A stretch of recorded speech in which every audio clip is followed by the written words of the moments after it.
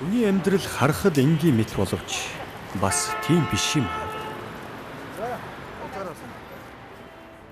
Их ууж жоохон одоо хичнээн буруу юм хийсэн ч тэгж их зэмлээд байдаггүй. Юмыг дандаа ухаанаар шийддэг. Ер нь тийм хүн дээ. Хөгжилтэй зам дээр тэгээ би баян тэр хөгжилтэй зангийнхан дөөрөх гэж үздэг.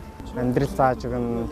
Олон хүний хүнд хүлээсэн сайхан хүн би. Дэлхийн хамгийн баян хүн надад мөнгө өгөөч би тэр хүссэн зүйлээр би хийжээч салахгүй.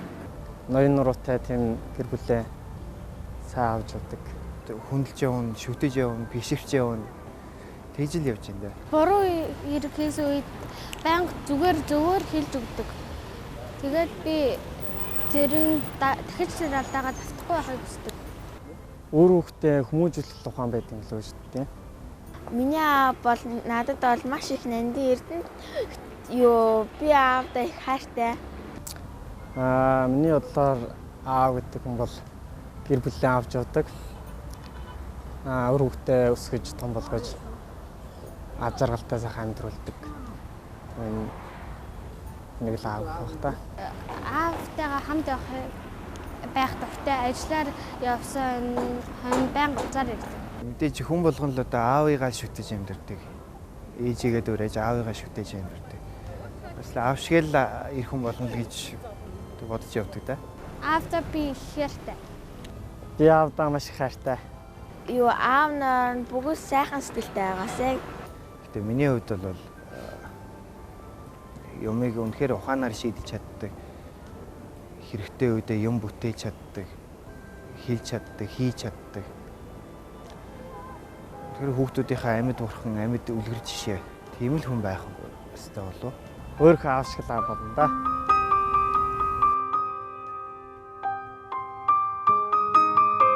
Жигүүртнээс өөрийг оргилдон гаргах дургүй догшин хайрхансан.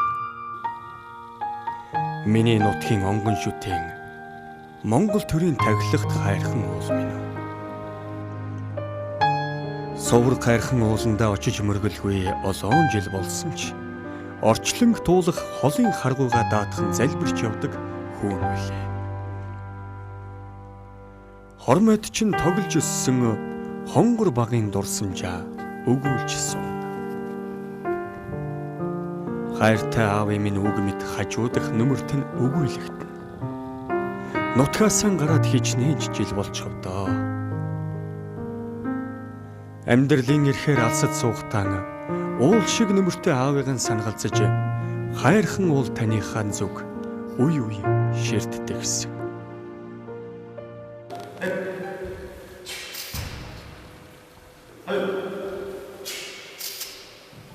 Миний аав бол сайхан сэтгэлтэй шудраг.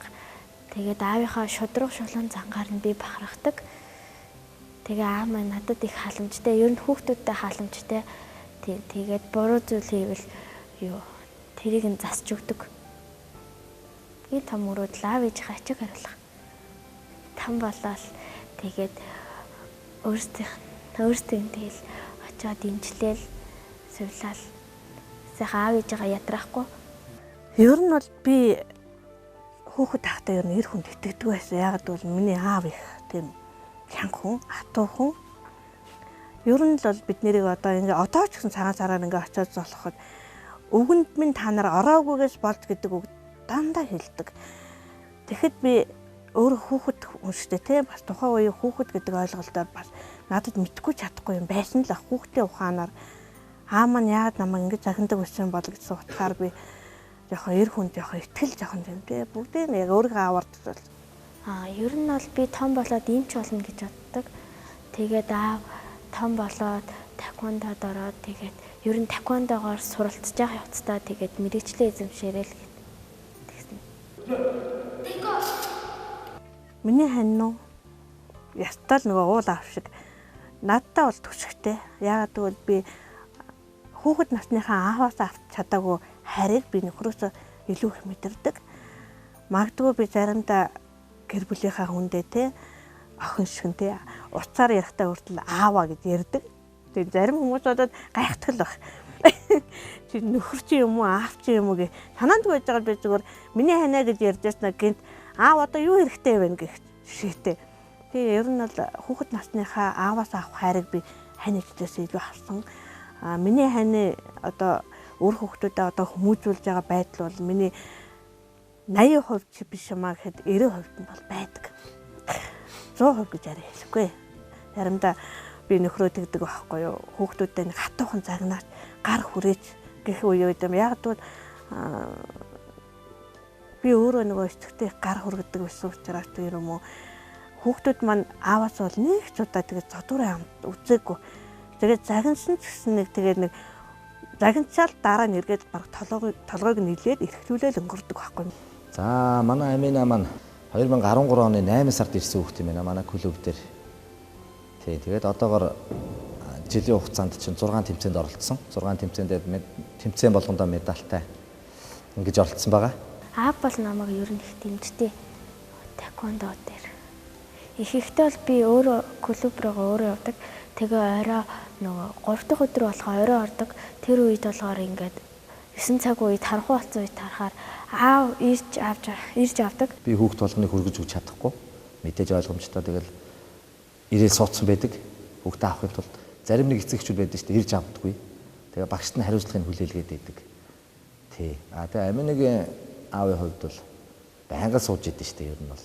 Эцэг хүний хариуцлага чинь ер нь мал амьтан ч гэсэн өөр төлөө хамгаалдаг шүү дээ тийм ээ. Тэнтэй адилхан эцэг хүний үүргэл байх хэрэгтэй. Энийг хийх ёстой. Энэ утгаараа бол сайн хийдэг. Юу тийж ойлгоод байна. Адгаж ижинэр өдөржин арааж өшөөгөлн амьдрал зөвхөн үннийг хэлэх гэж ахнар сумын үзэл шиг хаа нэг дуурна.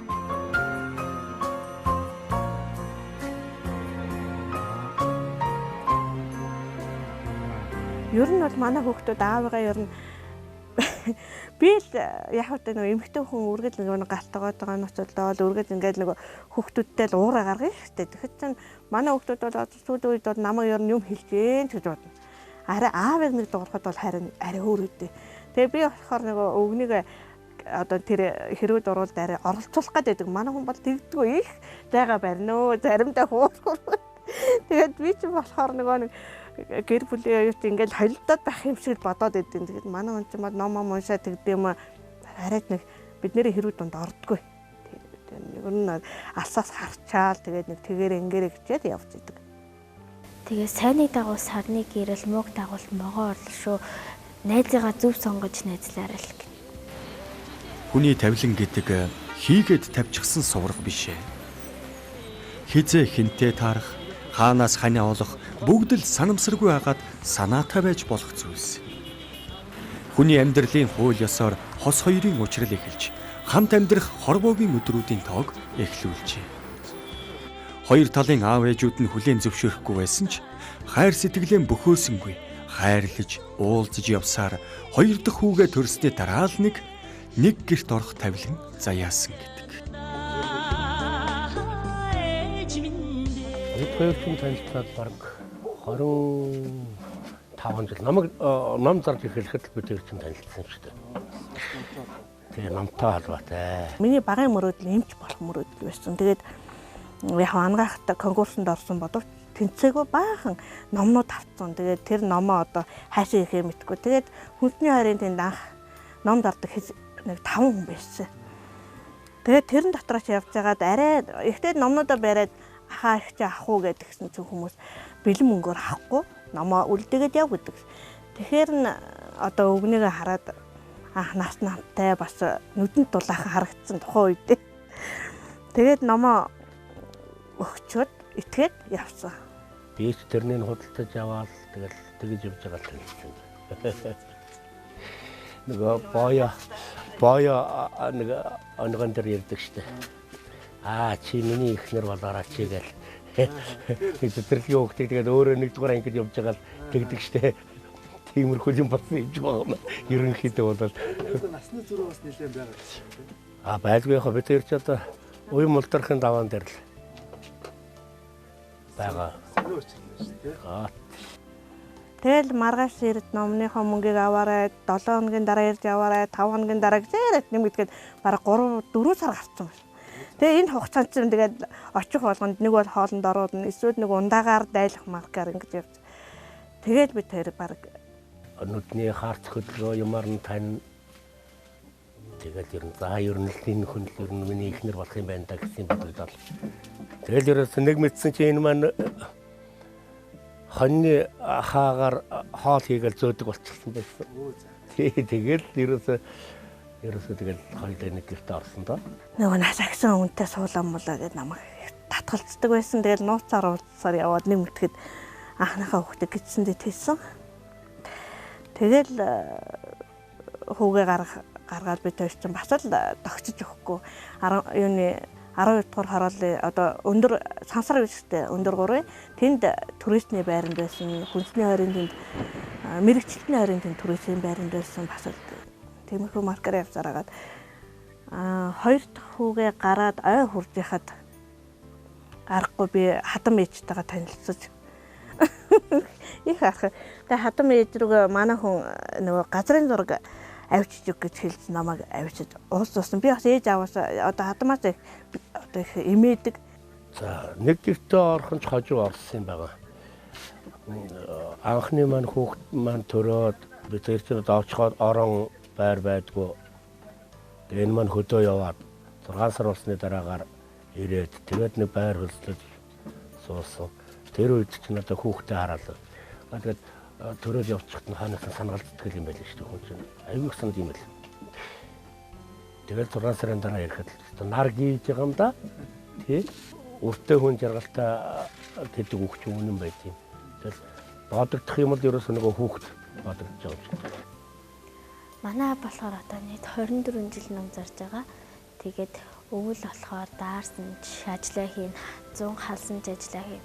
Тэгээ ер нь бол ажиллаа хийж байхдаа хүүхдүүдээ хаалт боддог баг. Тэгээ хүүхдүүдээ өсвөчгүй юмсан, дааруулчихгүй юмсан гэл. Нэг ном зарсан ч нэг төгрөг олсон олоод тэрнийг ерөөс айл болох тэр нь чихэр боо амттай юм аа гэж юмсан гэл боддог. Ганц үе явсан хүн чинь өөрийнхөө хангалах юмсан, гоё юм өмсөх юмсан л гэж боддог байсан бол хүүхэд төрөөд ирэхлээр чинь хүүхэдтэй өх юмсэл гэсэн тийм бодлол төрд юм л шүү дээ. Өвдөгчгүй юмсан, зоовчихгүй юмсан.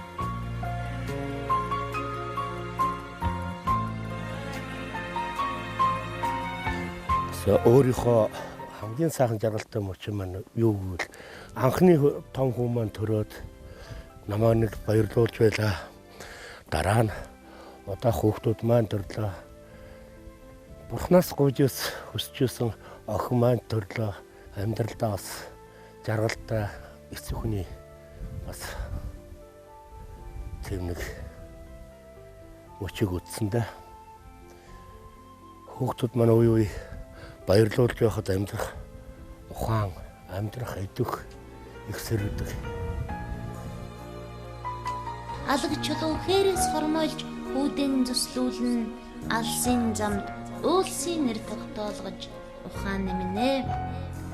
Эдрет мянган харгуй төрсөн гэрэн гаднаас эхэлж эмээл дээр нь соён бутай унхан хүлгийн нуруунд анхаарахад сансарт хүүхдэн нисхим шиг санаж ээж нар цацлан өргөж гүйлдэг саахалт ороод эргхийн шиг санаж аав нар ухыг ганц үнрэлдэгэ. Дөрөв хүүхдийн зүйтэй явж байсан чинь хоёр маань аваа том болоод ажлын дөрөөтэй болоод ирэнгүүт одоо хилжил байгаа юм л да. Аав шиг л ингэж амьдарч болохгүй шүү дээ. Эр хүн гэдэг чинь хаач юу ч хийсэн шороо hodгож ийсэн ч амьдарч байна. Тэгвэл учраас бусармаг юмнаас холуур бай. Болж өгөл өөрийнхөө амьдралыг дээшин татах дээр л бүх нэг л хийж явал гэж бодсон даа. Одоо тэгээд том хүн маань хэрэг дээр явчлаа.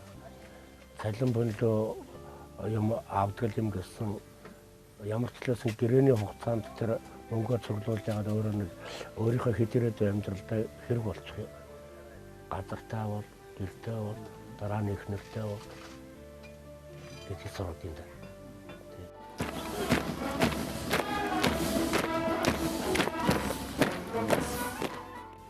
Одоо удаа хүүхд мань удахгүй зэрэг мэдээж хэрэг цэргийн алба хаасан байна гэдэг чинь бол ард талаа хайрлаж хамгаалж чадсан байна. Эх орноо хайрлаж хамгаалж чадсан байна. Тэгээ бас амьдралын сайн сайхан муу муухай бүхнийг үзэх чадвартай болсон байна гэсэн үг. Яг одоо эрэгтэй хүүхдүүдийг өсгөхөд чинь ерөөсөө эцэг хүм өөрийнхөө туулж явсан амьдралаа яриад нинүүг яриад найз шиг. Тэгээд муу тал нь юм байна, сайн тал нь юм байна гэдэг ингээд сайхан яриад эр хүүхдийг бол ер нь тэгээд ёстой нэг шороотон холилдуулаад өсгөх ёстой юм байна. Гэхдээ нөгөө түрүүний ярьжсанаар босромог юмыг үйлдэхгүй байх, сайн муу юмыг ялгаж чаддаг байхыг заагаас болгож болчих жоо. Охин хүүхдийг бол яг тэгтээгүй охин хүүхд 18 нас хүрлээ наатлна. Цаатлан 20 нас хүрлээхэд хүний хүн болно шүү дээ. Тэгэхээр өөрийн гар дээр байгаа дэр нь жоохон эрхлүүлэх нь хаашаа, хэдийгээр эрхлүүлэх нь хаашаа. Гэхдээ хүний хүн дээр очиод тэнтэй бас нэг муу хэл үлдэхгүй хүн чинь ачаа үлдэхгүй хүн чинь явах тэр арга ухааны аав ээж хоёр заагаад өгөх ёстой гэж би боддог шүү дээ. Сурж байгаа сургуультай сайн сурах хэрэгтэй. Өөрийнхөө хүссэн мэрэглээ сайн чиглэж хэрэгтэй. Тэгээд мөн л ялгаах гоё шийдэх ажлаас ерөөсө хөндөхгүй байх хэрэгтэй. Ухаалаг байх хэрэгтэй. Сайн мууг ялгаж чаддаг байх хэрэгтэй. Тэгжээж охин хүүхэд хадамд очиод хадамдаа үнэлэгдэнэ. Тэгжээж охин хүүхэд сайн сайхан амьдрах чадна. Эцэг гэдэг ойлголт бол бурхнаас цаасан агуу ойлголт л доо. Өөр удмаа цааш нь өргөжлүүлээд талхуулаад явах ёстой. Эх орноо хайрлах ёстой. Ард түмнээ хайрлах ёстой. Тэр бүгдийн төлөө ноён нуруу шиг байх. Ноён шиг одоо тэр гэрийн толгуур баган шиг байх ёстой. Хаашаач хөдлөхгүй байх ёстой. Одооныхоор бол эцэг хүн бол өөрийнхөө арга ухаанаар үр хүүхдээ тэжээгээ хинээс юу ч гуйхгүйгээр амьдрч бол тэр арга ухааныг хүүхдүүдэд сургаж явах ёстой. Тийм үүрэгтэй тэр үүргээ чахан надад биелүүлж байгаа. Хүн болох багаасаа хөлөг болох нь унаасаа гэдэг юм. Хэд ирээдүйдээ сайн сайхан амьдрий гэж бодсон хүүхд бол эцэг ихэн заад сургасан тэр л зүйлийг сураад л өөртөө хар багаасаа хийгээд сурчих юм бол тэр хүн жаргалтай сайхан амьдрах чадна гэж боддог юм. Хэрвээ тэгж чадахгүй байх юм бол нөгөө тоонноос унсан шар цусыг унаад ирээсэй гэл харсаар тураад өгчтэй ламтай адилхан болно да. Ямар нэг юмхнаар юм хийгээл тэрнийг аав ээжтэй үзүүлээд аав ээжээ заруулаад юм уу ажил аав ээжээ авчирсан тэр нэг жоолжууд юмыг амттай сайхан хоол хийж таван цулж ирсэн тэрүүгээр сайхан амттай сайхан бууз хийгээд идээд сурчих юм бол хүн амьдрах чадна гэсэн үг. Баасан дөрж хүн тээвэрт 10 гаруй жил жолоочор ажиллаж байсан үе бий. Сарда 600 төгрөгийн цалинтай амьдарч болоод л байлаа. Гэвч нэг л өдөр гай дайрч засвар хийж байсан машинда даруулан осолд орж ажил хийх чадвараа алдна гэж хэн санах вэ?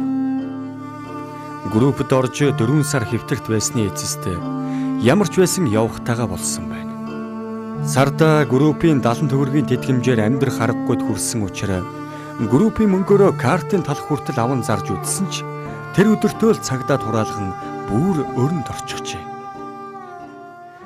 Яах учраа олохгүй арга мухардаж амьдрах итгэл алдрах тэрхэн мөчд түүний санаанд өөрт нь байсан хэдхэн номоо зараад үзвэл яасан бол гэсэн бодол төрж хүнсний хорийн тэр хавцаа очин хэдэн номоо дэлгэн зогсдол тэр өдөртөө л бүх ном нь дуусчээ. Бүр анхны өдрөө л 600 төгрөг олж баяр хөөр болсон гэдэг. Энэ амжилтанд урам орсон баасан дөрж энэ л миний хийх ёстой ажил юм байна гэдгээ ингэж л мэдчихэ. Түүнээс хойш 24 жилийн турш тэрээр тасралтгүй номоо зарж 4 сайхан хүүхдээ гарын ганцхан хөлийн дөрөнд хүргэж явна. Би яг энэ одоо 1987 оны намраас эхэлж зогссон да. Яг одоо миний хамгийн ховор ном болоод ирнэ. Энэ 36 онд Бямбын эренчингөө орчуулад Монгол бичгнээ буулгасан Салбатбаатар гэж энэ ном. Одоохондоо их ховор. Тэгэл ийм сайхан эдлэгээтэйгээр ерөөсөө олдож байгаагүй. Уулнаас түүдэг урамлууд эмчилгээнийхээ юутайгаа цуг ингээ байж байгаа учраас тэгэл энийг л их ашигладаг юм да. Эндээс л одоо гэр бүлийнхээ хоол хүнс одоо бүх хэрэглэгдэхүүнийг л эндээс л олдгоос ш. Эндээс байж шүү дээ. Асуулгын цаг агарын байдал гэл гарахгүй юм да. Бос үед бол байнга байна. Ер нь миний гэр бүлтэй болсноос хойш миний амьдралыг авч байгаа юм маань ном шүү дээ. Гэр болж л үгүй бүхэл төрлийн номыг зарахыг хичээндээ тэгээд зарах дургу ном гэвэл ерөөсө хүүхдээ сурах хүчиг. Бас тэгээд босромог үйлдэлүүдтэй номнууд зарахыг дургуутдаг юм да. Хамгийн үнэтэй зардсан ном бол одоо энэ Бямби Эренчингон гүнжгээд нэг 39 онд гаргасан нэг муутай цаасан дээр бичсэн гар чимлэр бичсэн тийм нэг 1000 шиг хэвлэгдсэн тийм ном байдгийг. Тэрнийг л хамгийн өндөр үнэтэй зардсан да. 1000 ногооноор зардсан. Хот хуурмгаар биш өндөр одоо энэ ном зарж олсон мөнгөний хадар цэвэр ашгийг бол гэр бүлдэл зарцуулна. Бохроо мэдээж ном авахд эргүүлээд хэрэглэнэ л дээ. Зөв ухааныг олъё гэх юм бол ер нь тэгэл ардынхаа уламжлал яс заншлыг сайн мэдж явах хэрэгтэй. Тэгэхэд бас л нөгөө номтой холбоотой шүү дээ. Аав ээжийн сургасан сургаал байна. Өөр бас ард түмний уламжлал байна. Тэр бүгдийг л суралцах ёстой. Баасан дор жугаан амьдралын ухаан амьдрах арга яалтчгүй бусдаас өөрөө. Намар оройн цагаар уул хаданд явж эмийн ургамал самар жимс түүж үр хүүхдээ өвлийг ажирахгүй давах бэлтгэлийг бацаана. Үүнийгээ тэрээр 20-од жил ном зарсны минь л буян яг үнэндээ буурлын амнаас сонссон хэдэн үг. Наад ногоо номноос ч уншиж мэдснээ л үр шим хэмээн.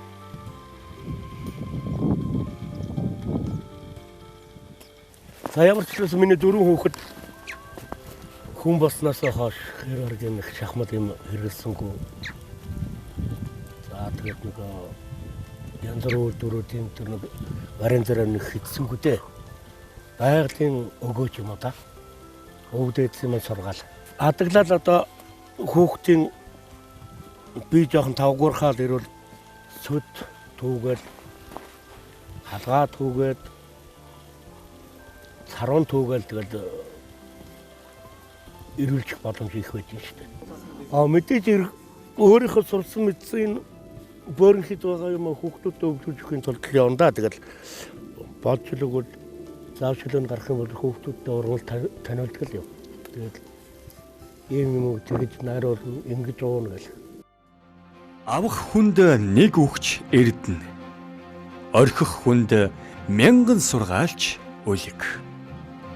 Говийн догшин хутагт данзан аравжаа. Хүний үгийг сонсно гэдэг бол алтан боломж юм да. Тэр тусмаа амьдралын ихэнхийг туулсан сайн муу юмыг үзчихсэн тийм настан буурлуудаас үгийн сонсоод явна гэдэг тэр ямар их хүнтэй яваа гэдгийг хүмүүст ойлгох хэрэгтэй л да. Тэр оргон хүн сайн санаад өөрийнхөө түүхийг, өөрийнхөө намтрыг яриад тэр нь болон тэр нь болохгүй гэж үл мэдэх хүмүүс хүүхдүүдэд зааж сургана гэдэг бол тэр баг байхгүй автахгүй чухал юм. Зовлонгийн түргэн жаргалын удаан гэж үүдээ. Зовж сайхан амьдрын шүү дээ. Зовхгүйгээр амьдрна гэж байхгүй. Жишээ нь одоо бид хоёр танилцсанаас хойш хүүхдүүдэд зур нэг өдөр хоосон хоноогүй гэж хэлж чадахгүй зүгээр хатсан гүзээ хүнээс худалдаж аваад хүүхдүүдэд хааллах гэж явж байгаа удаа би. Гэхдээ хоёулаа уйлчихсан явж исэн юм шиг бид. Тухайн үед нь хүмүүс ном авахгүй тэгэл өдөржин зогсоод гудамжинд хоёулаа ном зардаг байлаа. Тэгээд нэг ч төгрөг байхгүй хоёулаа бууж ир автобус нэмэхгүй хөөгдөд бууж ир. Тэгэл гэртээ ирсэн ирээл хүүхдүүдэд хоол хийж өгсөн хоолны мах байхгүй. Тэгэл хүний гадаа нөгөө шар тусаа их гэсэн тэр хатсан юуг хөдөлтөж аваад гүзээг хөдөлтөж аваад хоол хийж өгсөн. Миний ажиг хол цухаантай заримдаа би тасч одоо 20 хэдэн жил хамт амьдраад нөх юмгүй болцсон байдаг. Миний ажиг зөв совингороо намайг мэддэг. Би тасч заримдаа би өнөрөөгөө зэрэг уцаараа ярьчаад үгүй чи яагаад хинтээ уцаар ярих гээд байгаа яагаад уцаа авахгүй байгаа гэсэн яг миний өөдөөс иргээ залгцсан байдаг байхгүй. Ном болоо хүний амьдралд их зүйлийг өгөн шүү гэж толгоос ихсрэх түүний байдал нэгийг өгүүлнэ. Өрөөлийн үр сад миний хүүхдээс ялгаа юу байх вэ? Би ч уулзаж учирч яваа хүүхдүүдэд хэдэн үг хэлээд л өнгөрөхийг боддог юм. Хэний ч хүүхэд алдаж эндэхгүй явбал болов шүү дээ гэх нь бахархмаар. Өөрөөсөө илүү харж өрөөлд санаа зогнон яваа ийм хүн олон байхаваас залуус бидэнд аав уул болох нь дамжиггүй. Аав минь эгэл нэгэн боловч ааваас цааших бүх үеийг харах аргагүй миний цонх тэр хүн байлаа. Миний аав чинь баг залуудаа нэг заян хийдэд нэг лам байсан юм лээ. Тэгэл яг нөгөө лам нарыг барьж яах гэхэд аав маань гарын дүүтэй учраас тэгэл хот руу орж ирэл мужаан ээж хийж эхэлсэн. Тийм хүн байдгийг. 10 сайхан хүүхэд өрүүлсэн тэд нарыг аав маань үлгэр дамг тэгэл элдв янзын түүх шалтар ярьж хүмүүжүүлсэн та бид нар.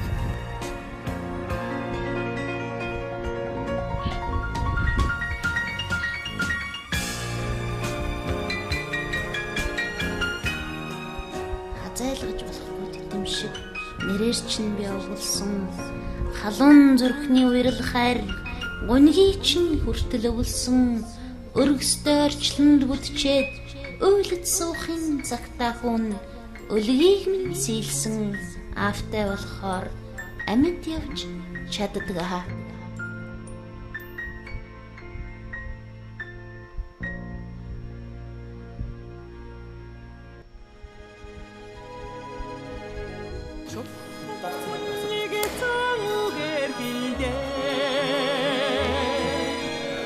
초소식이 같은 조이 항시 뛰게 돼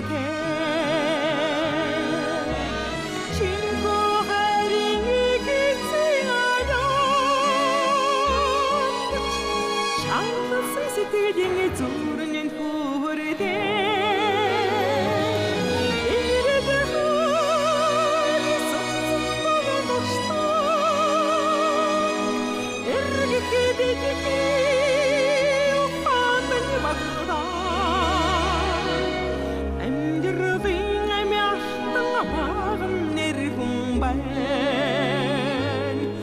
저러가리 아이디 비시 두식 에리 공반 인기리 두식에도 나항항어 독인 상사도 호린 진미게 돼 애기니 어타르를 막이 애기들은 가로승 오르승 아위에다다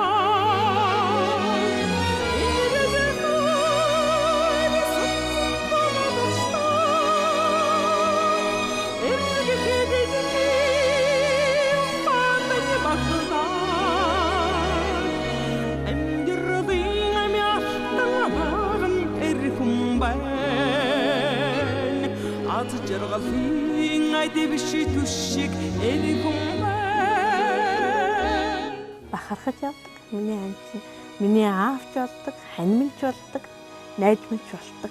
Миний зөвлөгч. Хэрэлдсэн ч, уралдсан ч гэр бүл дотроо бүхнийгээ шийдээд ингээд гэр бүл дотроо жаргасан ч гэдэг бүхнийгээ шийдээд ингээд богинороо байж ах шиг жаргал ирнэ эрхэнд байдаггүй.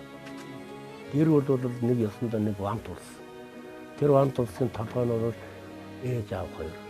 Ээж аав хоёр тэр дотроо ингээд гэрлэж уралсан яг тэр вант ус дотроо байж яхад биений хайрлал байж яхад тэр гэр бүлийн жаргал.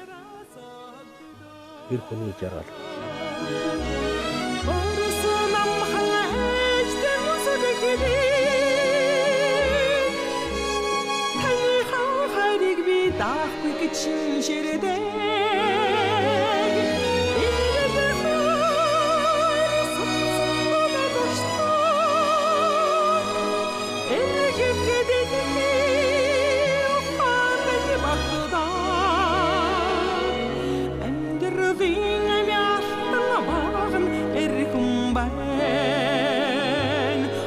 Жаргал хин айди биши түшиг эри хүн